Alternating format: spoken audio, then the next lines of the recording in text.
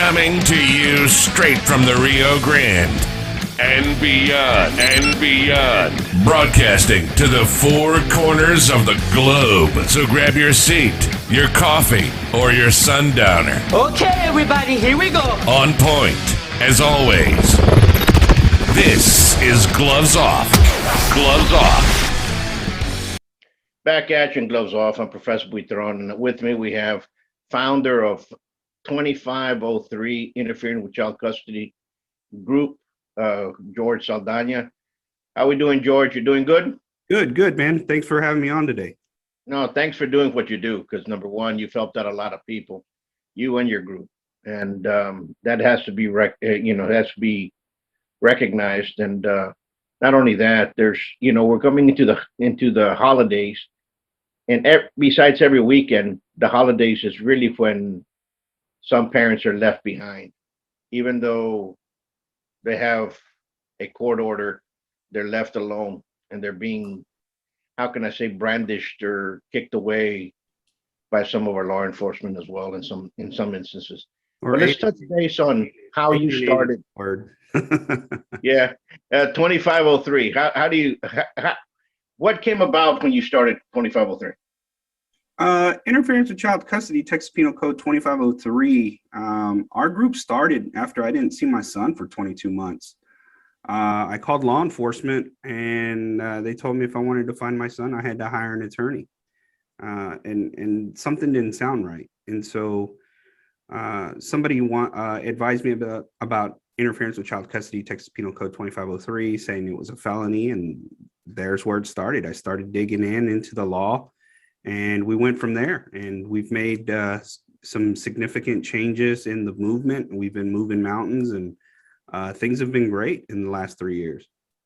Absolutely. I've seen it, because I've seen it grow from when it started all the way up, and you've helped us out a lot as well. And there's a lot of people here in Laredo, Texas, that have benefited from your group and have gotten to see their kids a little bit more. A lot of folks out there think this happens more to fathers than to mothers. It happens to both, but the majority is usually the dads that are getting struck with this. But when you do see a mom, I mean, it's really bad. It's really bad. The tips change a little bit. It's kind of awkward when you see the way they act towards them. But from the beginning, every time a person goes to go pick up their child for visitation, whether it's a scheduled location or at the mom's house or the father's house, and they arrive and they say you're not going to see them, what's the first step a person should do from there? Well, before we get into that, we always tell our parents that have a certified court order with you. We like to tell them to go to the district clerk's either website, depending on some of the counties that you live in. Some of the larger counties have a website where you can purchase online these court records, or you can walk into any district clerk's office and ask for them a certified copy. These certified copies, when you get these certified copies, they should have a stamp on them, and they should be dated. We always tell parents to carry a copy with them and take it with them to the pickup and drop off point. When you arrive there, that's where things can start off to get a little crazy. So we always ask parents to call law enforcement and to ask for law enforcement's presence in the child exchange. And why is that? Because we've seen them in the last couple of years. Why is it now that, how can I put it? You start seeing a lot more violence towards one side to the other. Has that always existed, or I think it's progressively getting worse these days with child exchanges. We've been starting to see, a pattern of violence happening at these child exchanges. And I can name probably 4 cases within this year where a parent was shot at a child exchange by the other party, whether it was the father-in-law or it was the boyfriend. And these children now are being exposed not only to the restraint and the parental alienation, but now they're starting to see murder. And we've been telling law enforcement that as these issues with child exchanges are happening, that we need law enforcement there more than ever because of the violence that's being that's occurring at these visitation exchanges. Right. It's happened to me as well as it's happened to others. You go pick up the child, all of a sudden the police officer shows up and he says, well, it's not our duty, it's a civil matter. How has the police changed as the attitude, or more and more police officers understanding that it is a felony, or they're trying to change it, or what is their attitude towards that? Well, it's that's a very good question, because we're starting to see a change in the movement with law enforcement. There are some old school law enforcement officers that just won't give in, and it's probably ego driven and some other factors. But the fact of the matter is that there's some law enforcement that are going through divorce. We have law enforcement officers in our group that are having this issue as well. And I know a couple that's one's a city police officer and one's a sheriff, and one parent is keeping the child from the other. And even as law enforcement, it being a felony, there in that county, they can't even get it addressed.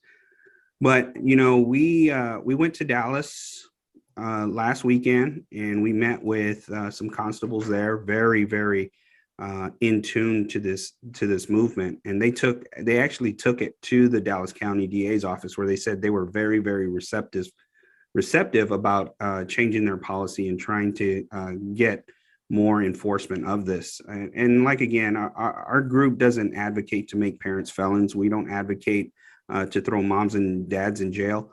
They do that themselves when they refuse to listen to law enforcement and the district attorney, when they tell them, hey, look, this is your last chance. You need to, start turning these children over, or bad things are going to happen. When those parents still don't listen, they still think that nothing's going to happen to them. That's when they get thrown in jail and they make themselves felons.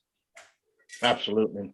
I usually see, here in Laredo, we've been working with the district attorney, and we've also been working with the city as well, as you know. And it was surprising to me in the last 5 years, when we asked for the open records, that nobody had ever been arrested for interfering with child custody the day that they called the police. In other words, during this time was going on, or during the incident that was happening when the father or the mother went over to go pick up the child, nobody was arrested. So that's 5 years that zero was happening. Now, there were some people that were arrested later on because it was habitual and they had been doing it over and over. And guess what? The DA finally said, you know what, there's a arrest warrant for them for interfering with child custody. And they have arrested them afterwards. And it's kind of sad because, as you say, we're not here to place anybody, and I don't wish anybody to go to jail. But people should follow the law. Because I guarantee you, if you didn't, if it would have happened the other way around, we'll be the first ones to be thrown in jail. Oh, they don't like it when you play that game back with them.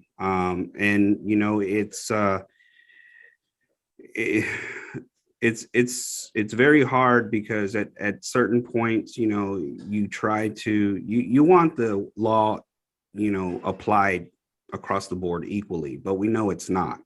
And for some reason, what we have found out is that law enforcement doesn't really know the family code. And so that's part of our training, is that we go in a little bit more into the family code with these law enforcement agencies. And we talk to them about, I think everybody's under the impression that custodial parents get to call the shots because they are the custodial parent. And that's absolutely false. When you start going into the family code and you start seeing what legal custody means and legal custody determination, what determines custody, and you start reading that language, and then you start educating these officers didn't know all that language. And so, we've done a lot of research. We've done a lot of legislative work. We've talked to these legislators. We've talked to the Texas District and County Attorneys Association. So we know we're on the right path. We got the haters. We got the haters out there that'll tell us that we're Facebook lawyers and that we don't know what we're doing. And it's okay. It's okay. We'll educate them as well. Absolutely. The problem is that something has to snap because there's a lot of children are being affected. There's a lot of things that happen with that. Number one, depression on the one that's the parent that's being alienated. The child goes through it as well, and more important is the child, correct? And we really need to change the perspective of it. I think education is the right way to go, but also I think these DAs have to realize that this is a problem that has residual effects that later on in life they're crying about it. And usually, I had a nice talk with a couple of police officers the other day, and they were always talking about, well, most of the crime is done by kids that have no fathers at home. And I told them, well, if you guys would have allowed those kids to see their father when they were supposed to, when the father was calling in that there was interference with child custody, and you guys would have stopped it there, maybe that kid wouldn't be in juvenile. It's funny you bring up that point. And here's some statistics that I remember off the top of my head, but I'll tell you right now that in the state of Texas, 91% of non-custodial parents are of men. 90% of runaways come from fatherless homes. A third of those 90% that run away are at high risk for being sexually trafficked within 48 hours. Right. And so you start getting into that. So when law enforcement sits here and they say, hey, we have a gang problem, we have a problem with vandalism, we got problems with theft, we have problems with truancy, we have, these kids just running amok, teen pregnancy is on the rise, that all stems from fatherless homes. But we don't want to stop there. Our group doesn't fight just for fathers. We also fight for mothers. And we also believe that, mothers can bring certain things to the table that a dad can't. And there's certain things that a father can bring to the table that a mother can't. So it's very important that, unless there is substantial evidence, evidence or claims of abuse that can be, and when I say claims of abuse, not just, well, he's abusing him because he's got scratches from falling down at the playground, kids have accidents, but when parents flagrantly use the system, just trying to get the upper hand in court, that's another issue we're tackling is these parents, they just want to be able to have control, and they don't know how to share. And it mentally and emotionally affects the child, if not physically. Absolutely. You're absolutely correct. What are the next steps, or what are the things that, are you going to have maybe some seminars and educating police officers or stuff like that you're going to go around the state, or what's your next objectives? So we're getting into the political season where people are going to start running for election. So right now, we do have members that are going out, going to town halls, talking to these candidates, talking to these politicians that are up for reelection, and we're seeing where they stand. We're seeing, what they can do for us and what they will do for us. But one of the things is that we know who's been working with us since the beginning, and I can tell you right now that your state rep, Richard Raymond, is up for re-election, and we'll be backing him as well. He's done some great things for us. He started with us at the beginning, and he was there to this last legislative session, pushing bills for us. And so I think he knows how important this movement is. Of course, this is his bill, his law that he amended in 2011. And so we look forward to backing him and others that want to push legislation for us, so that we can get this mountain pushed further. Now, we do have Zooms on our Facebook. We try to hold them at least once a week, if not more. I know that we have some planned in the future, public information request, how to do a public information request, picking a lawyer, how to e-file. We're going to go over the judicial canons, the disciplinary rules, professional conduct, state and federal laws pertaining to interference with child custody, how to file a judicial complaint and a state bar complaint on attorneys. So those are some of the Zooms that we will be having for members. So if, and our membership is free. All we ask is that, at some time, if you can, maybe, throw a donation so we can get some of the equipment, some paper or ink. We'd appreciate that. Absolutely. That's great. We're also very proud of our state representative, Richard Raymond, because he's been helping us out with a bill for a long time. And we're going to back him up 100%. And the other person that stood up above all those that are running for governor was Huffine, saying that he was going to back us up in what we needed, while everybody else kind of waddled around with a problem. Some of them never even answered it. So he has our endorsement as well, especially gloves off endorsement with Huffines and with Richard Raymond. And we need those changes to come in, but it doesn't only stop there. It has to be the school districts, the city council and such, because this is a problem that affects everybody. Sometimes you have that one nephew that comes around the house, all of a sudden he's no longer there because guess what? He's not being allowed to partake in your family's side. And it affects many. It affects many. So number one, I want to thank you for what you all are doing in your group, what you all are doing. And just keep us posted about some of the events that you're going to have, some of the Zoom meetings or what have you. And if you need any help in whichever way, let us know.